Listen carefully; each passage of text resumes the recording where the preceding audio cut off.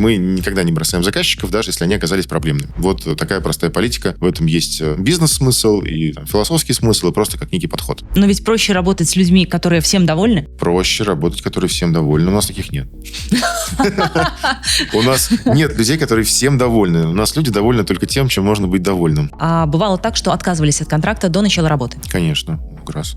Ну, то есть в этом и смысл, что ты до того, как подписал договор, взаимодействуешь с человеком, если ты понимаешь, что с ним какая-то проблема, то ты говоришь: извините, мы не готовы идти с вами в ремонт. Все. То есть ты можешь достать, и пока ты не подписал договор, отказаться от любого заказчика. По любому принципу, какой хочешь вообще себе придумать. Не знаю, там астролог тебе нагадал. Все что угодно. Но когда ты его взял в работу, все, уже извини.